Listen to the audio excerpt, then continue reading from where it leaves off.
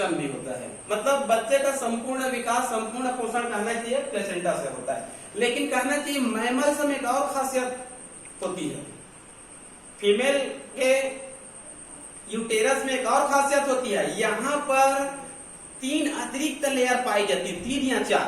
पहले वाला तो असोसी है, योल कसक, उसका अध्ययन यहाँ पर नहीं करेंगे। इसको हम लोग इंग्लिश में बोलते हैं एक्स्ट्रा एम्ब्रायोनिक मेम्ब्रेन। इसको इंग्लिश में हम लोग कहते हैं एक्स्ट्रा एम्ब्रायोनिक मेम्ब्रेन। हिंदी में बोलेंगे इसको अतिरिक्त भ्रूणीय झिल्ली। इसको हिंदी में बोलेंगे अतिरिक्त भ्रूणीय झिल्ली, एक्स्ट्रा एम्ब्रायोनिक मेम्ब्रेन। पुस्तक में चित्र है, उसको देखेंगे तो तीनों लेयर स्पष्ट रूप से उसमें दिखाई देंगे। तीनों लेयर का नाम होता है amnion, Korean, allantois. Amnion, Korean, allantois. एक योल का साइड भी रहेगा, लेकिन मानव में वह अवशेषी है, कोई कार्य यहाँ पर नहीं करता है। तो 3 सक्रिय होती है, एमनियन, कोरियन, एलेंटोइस। मतलब इस प्रकार से भ्रूण होती है, उसके चारों तरफ कुछ कुछ लेयर होती है। इसको हम लोग अतिरिक्त भ्रूणीय झिल्ली बोलेंगे। देखते हैं इन सब का कार्य, इसको भी कई बार नेट में पूछा जाता है कि इसका क्या कार्य है। तो यहाँ पर देखेंगे प्रथम है एमनियन। एमनियन का कार्य होता है ड्राई और प्रोटेक्शन, मतलब भ्रूण को शुष्कन और प्रोटेक्शन प्रदान करती है। भ्रूण को शुष्क होने से बचाती है और उसको क्या प्रदान करती है, सुरक्षा प्रदान करती है। कोरियन, कोरियन कहने की इसका काम होता है प्रोटेक्शन और न्यूट्रिशन। कोरियन का कार्य होता है प्रोटेक्शन और न्यूट्रिशन। तीसरा एलेंटोइस। एलेंटोइस को कई बार पूछा गया है पीएमटीओग्राम में, इसका कार्य क्या होता है। इसका तीनों कार्य होता है, प्लेसेंटा के समान होता है इसका कार्य, न्यूट्रिशन, रेस्पिरेशन, एक्सक्रीशन। मतलब पोषण भी करेगा, शोषण भी करेगा और उत्सर्जन भी करेगा। क्लियर? तो ये हो गया आप लोगों का भ्रूण का पोषण भी हो गया। अब कहना चाहिए लास्ट में डिलीवरी, मतलब प्रसव। 280 दिन कंप्लीट होने के बाद भ्रूण कहना चाहिए प्रसव के लिए क्या रहती है, तैयार रहती है। मतलब अंत में कहना चाहिए डिलीवरी होगा। तो डिलीवरी के समय क्या होता है, 2 हार्मोनों का सेक्रेशन होता है। दोनों हार्मोनों का नाम विशेष रूप से याद करने के लिए, ठीक है। पिछले साल पूछा गया था इसको, प्रसव से संबंधित 2 हार्मोनों का नाम। तो पहला हार्मोन का नाम है ऑक्सीटोसिन। पहला हार्मोन का नाम है ऑक्सीटोसिन। ये पहला हार्मोन का सेक्रेशन होता है पिट्यूटरी ग्लैंड के पश्च भाग से। पिट्यूटरी ग्लैंड के पश्च भाग से ऑक्सीटोसिन नामक हार्मोन का निर्माण होगा। दूसरा हार्मोन का नाम होता है रिलैक्सिन। रिलैक्सिन हार्मोन का निर्माण होता है प्लेसेंटा से। पहला हार्मोन है ऑक्सीटोसिन, दूसरा हार्मोन है रिलैक्सिन। रिलैक्सिन हार्मोन का सेक्रेशन होगा प्लेसेंटा से। तो पहला वाला जो हार्मोन होता है ऑक्सीटोसिन, उसका कार्य क्या होता है, देखिए यहाँ से स्रावित होता है, लेकिन ब्लड सर्कुलेशन के माध्यम से अपने टारगेट ऑर्गन में पहुंच जाते हैं और वहां पर अपने कार्य को संपन्न करते हैं। तो गर्भाशय की दीवार में कहना चाहिए जो अनैच्छिक पेशियां होती हैं, यूटेरस की कहना चाहिए वॉल में जो अनैच्छिक पेशियां होती है, उन अनैच्छिक पेशियों में ये संकुचन पैदा करता है। अनैच्छिक पेशियों में ये संकुचन पैदा करेगा, जिसके कारण कहना चाहिए यूटेरस के ऊपर दबाव पड़ती है और उसका आकार क्या होती जाती है, छोटी होती जाती है। और अंदर में कहना चाहिए भ्रूण होता है, फीटस होता है, और नीचे में कहना चाहिए एक योनि द्वार होती है।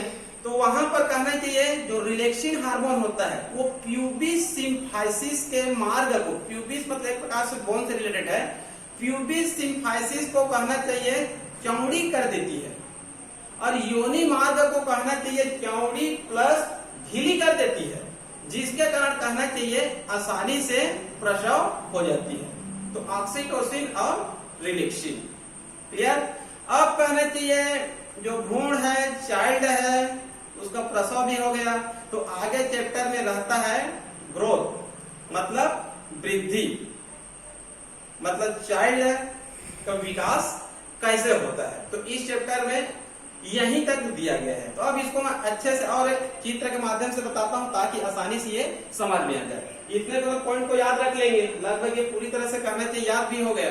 अब एक चित्र है, यदि आता है तो कहना चाहिए चित्र तो बनाना पड़ेगा, बिना चित्र के कहना चाहिए नंबर यहाँ पर नहीं मिलेगा। ऐसी चित्र बना देंगे, क्लियर चित्र बना देंगे तो आपको पूरे में पूरे नंबर मिलेंगे, एक भी नंबर यहाँ पर नहीं कटेगा। तो देखिए पहला चित्र है फर्टिलाइजेशन का, जिसमें शुक्राणु कहना चाहिए अंडाणु को क्या कर रहा है, फर्टिलाइजेशन। फर्टिलाइजेशन होने के बाद उस एग को क्या बोलेंगे हम लोग, फर्टिलाइजेड एग कहेंगे। क्या कहेंगे उसको, फर्टिलाइजेड एग। तो यहाँ पर देखिए चित्र स्पष्ट है, चित्र दिख रहा है, एक अंडाणु है और एक शुक्राणु है, एक अंडाणु है और शुक्राणु, मतलब शुक्राणु इसके अंदर चला गया है लेकिन अभी फर्टिलाइजेशन नहीं हुआ है। इस चित्र में देखिए दोनों आपस में फर्टिलाइजेशन कर लेते हैं और दोनों आपस में मिलकर डिप्लॉयड जाइगोट बना लेते हैं, द्विगुणित कोशिका बना लेते हैं। अब इसमें कहना है कि क्रोमोसोम की संख्या कितनी हो गई, 46, मतलब 46। ये कार्य अभी कहना चाहिए फेलोपियन ट्यूब में हो रहा है। अब एक सेल से कितने बन जाएंगे, 2 सेल्स, क्योंकि यहाँ पर क्लीवेज होता है, होलोब्लास्टिक इक्वल हो रहा है, तो दोनों बराबर सेल्स में क्या हो जाते हैं, बढ़ जाते हैं।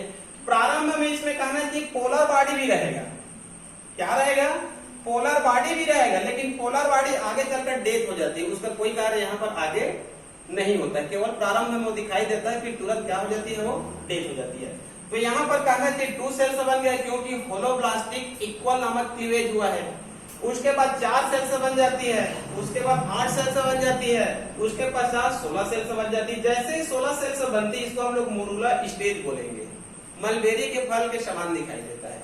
ये यहाँ से कहना चाहिए यहाँ तक का कार्य फेलोपियन ट्यूब में होता है। अब फेलोपियन ट्यूब के बाद ये जो मोरूला अवस्था की आगे की अवस्था है, ये कहना चाहिए सीधे यूटेरस में क्या कर जाती है, ट्रांसफर कर जाती है। तो आगे की क्रिया कहाँ संपन्न होगा, यूटेरस में। तो यहाँ पर देखिए 32 सेल, 64 सेल, आगे कहना चाहिए गुणित क्रम में कोशिका की संख्या क्या होती जाती है, बढ़ती जाती है। तो ये कहना चाहिए ब्लास्टुला का चित्र है और ये गेस्टुला का चित्र है। ब्लास्टुला में देखिए यहाँ पर एक गुहा पाई जाती है, इस गुहा को हम लोग बोलते हैं ब्लास्टोसिल गुहा, और ये गेस्टुला है, इसमें ब्लास्टोसिल गुहा समाप्त हो जाती है, यहाँ पर नई गुहा बन जाती है, उसको लिख दिया हूं मैं आर्किनटेरान केविटी, आर्किनटेरान गुहा।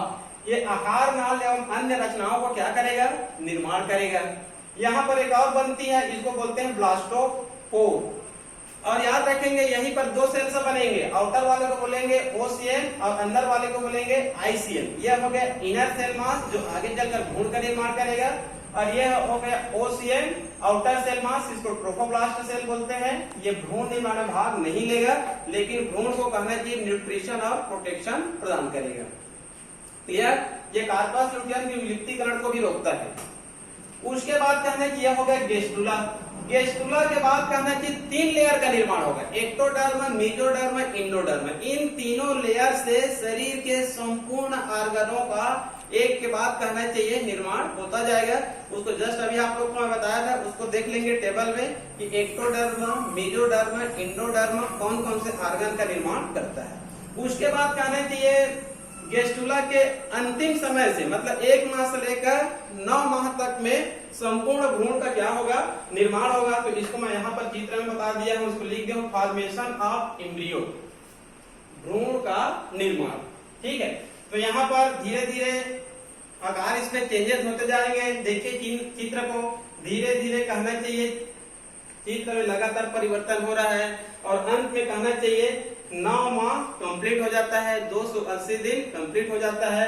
तो भ्रूण का पोजीशन, फीटस का पोजीशन इस प्रकार से होता है, मतलब उनका जो हेड होता है, जो सिर होता है, वो नीचे की तरफ होता है, और ये कहना चाहिए डिलीवरी के लिए क्या है, ये तैयार है। तो यहाँ पर अंत में 2 हार्मोनों का क्या होगा, निर्माण होगा। एक होता है ऑक्सीटोसिन और एक होता है रिलैक्सिन, और इन हार्मोनों की सहायता से कहना चाहिए प्रसव होती है, और अंत में उसके बाद कहना चाहिए उनका विकास होगा। तो ये हो गया आप लोगों का मानव में भ्रूणीय विकास, मानव में भ्रूणीय विकास। तो भ्रूणीय विकास कंप्लीट समझ में आ गया, ठीक है जी। इस चित्र को देख लेंगे अच्छे से, और ये जो पॉइंट है, इस पॉइंट को कहना चाहिए पॉइंट दे देकर आप लोगों को वर्णन करना है। क्लियर, इस चित्र को भी देख लेंगे, इनकी सहायता से आप लोग आसानी से समझ सकते हैं। क्लियर, इसके बाद हम लोग जस्ट आगे कल से पढ़ेंगे रिप्रोडक्टिव हेल्थ, जनन स्वास्थ्य का कहना चाहिए एक चैप्टर है। तो यहाँ पर हम लोग लगभग रिप्रोडक्टिव सिस्टम का अध्ययन कर लिए। पहले दिन हम लोग मेल रिप्रोडक्टिव सिस्टम पढ़े थे, फिर फीमेल रिप्रोडक्टिव सिस्टम पढ़े थे, फिर मेंस्ट्रुएशन साइकिल पढ़े थे, फिर गर्भधारण की उपयुक्त परिस्थितियां पढ़े थे, फिर मेमोरी ग्लैंड्स पढ़े थे।